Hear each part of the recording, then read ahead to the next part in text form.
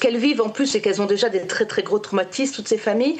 Donc forcément, les alertes les plongent encore plus en arrière dans ce qu'elles ont vécu. Et nous sommes en ligne avec Aurélia Blia. Aurélia, bonjour, Boker Tov. Boker Tov à tous, bonjour Daniel. Merci d'être avec nous ce matin. Je rappelle à nos auditeurs que vous êtes la directrice du département francophone de One Family.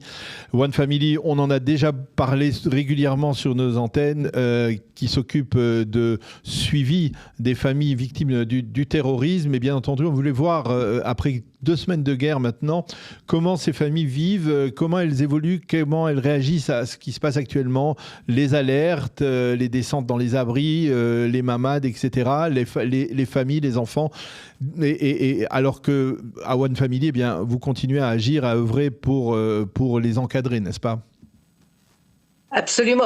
D'abord, je pense qu'elles réagissent comme tout le peuple d'Israël, c'est-à-dire que voilà, on s'occupe d'abord des nôtres et puis on essaie au maximum de se protéger, que ça soit dans les mamades, dans les miklatim. C'est pas simple. Ce qu'elles vivent en plus, c'est qu'elles ont déjà des très très gros traumatismes, toutes ces familles. Donc forcément, les alertes les plongent encore plus en arrière dans ce qu'elles ont vécu, même si c'était pas toujours à cause d'alertes, les attentats qu'elles ont eus, mais ça c'est lié dans leur inconscient, c'est lié. Donc en fait, il y a beaucoup plus de travail parce qu'elles nous appellent au secours, elles nous appellent parce qu'elles se sentent pas bien, elles ont besoin encore plus d'aide qu'avant, elles ont besoin d'être encore plus entourées qu'avant.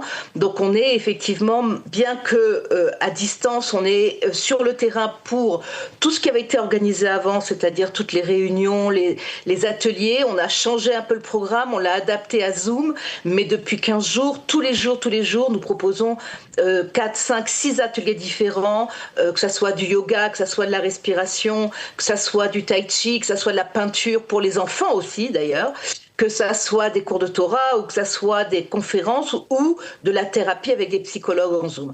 Donc ça, nous avons vraiment beaucoup travaillé là-dessus et on en a organisé énormément. On fait surtout parce qu'ils ont besoin de ce qu'on faisait avant, c'est-à-dire de visites à domicile. Oui. Ils ont besoin de rencontrer des gens qui les comprennent et ils ont besoin de câlins, d'être renforcés. Donc on a créé ce qu'on appelle la voiture Rebook, et donc la voiture du câlin. Et nous avons des bénévoles qui roulent toute la journée avec une voiture de One Family dans tout le pays, du nord au sud, qu'il y ait des alertes ou pas d'alertes, qu'il y ait des roquettes par centaines comme dans le nord ou bien à Eilat ou dans le centre du pays, ils n'arrêtent pas. Et ces bénévoles ont des malles arrière remplies de sacs, de cadeaux, de douceur, et ils vont de maison en maison, d'abord prioritairement rencontrer les familles endeuillées, les enfants orphelins, les personnes âgées seules, et puis tous les blessés évidemment qui sont chez eux, qui ne peuvent pas forcément courir jusqu'aux abris du fait de leur handicap ou de leurs blessures quand ils n'ont pas d'abri chez eux.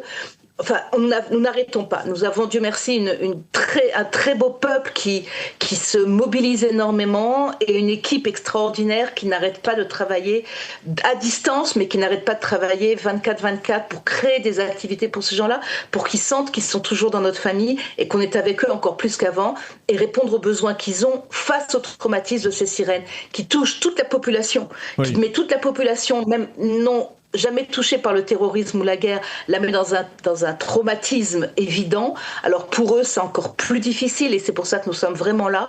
Et c'est là qu'on se rend compte que le peuple d'Israël est une seule famille, avec bien sûr tous nos bénévoles et notre équipe sur le terrain.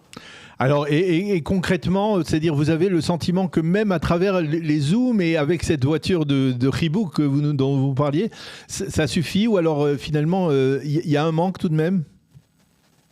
Non, évidemment que ça suffit pas parce que là où il y avait des groupes de parole du 10, 15, 20 personnes, on peut plus le faire. Mais par contre, on se rend compte que quand on fait un Zoom, on a à travers tout le pays 200, 300, 400 personnes, ce qui est énorme. Shabbat, le cours de Torah, on avait 150 personnes à 3h30, c'est-à-dire 2 heures avant Shabbat. Donc ça veut dire que les gens ont quand même ce besoin. Maintenant, c'est sûr qu'il n'y a pas comme se retrouver autour d'une table avec un café café, un thé et une petite collation qu'on leur propose à chaque fois. Le psychothérapeute ou l'art thérapeute ou la raquezette, par exemple l'assistance sociale ou la coordinatrice de telle ou telle région du pays, il n'y a pas comme ça. C'est sûr qu'un enfant, il a besoin qu'on le prenne dans les bras. C'est sûr qu'une personne âgée, elle a vraiment besoin qu'on lui tienne la main. C'est sûr que quelqu'un qui a perdu son enfant son enfant ou son mari très récemment a besoin vraiment qu'on soit là. C'est pas suffisant, mais on fait ce qu'on peut pour être là, surtout pour les personnes qui sont en grande demande ou en fragilité. Il y en a qui sont plus fortes que d'autres et il y en a qui sont plus entourées que d'autres. Donc on essaie d'être de là où vraiment on nous demande d'être. Et pour dire par exemple quelque chose de très très beau, c'est que la semaine dernière il y a eu une Brit Mila évidemment sous les roquettes. Et cette Brit Mila, c'était une femme qui a accouché alors qu'elle était son mari a été tué alors qu'elle était en début de grossesse. Et elle savait pas comment organiser cette Brit Mila, elle savait pas comment elle allait faire quand son mari est tombé à la guerre à Gaza. Et nous, on s'est tous mobilisés et on lui a organisé une Brit Mila. C'était du côté de la région de Netanya. On lui a organisé une Brit Mila. Elle a appelé son fils Ivry. C'est tout le symbole que ça représente. Et on était là. Et là, oui, on a pu la prendre dans nos bras et la soutenir et tout.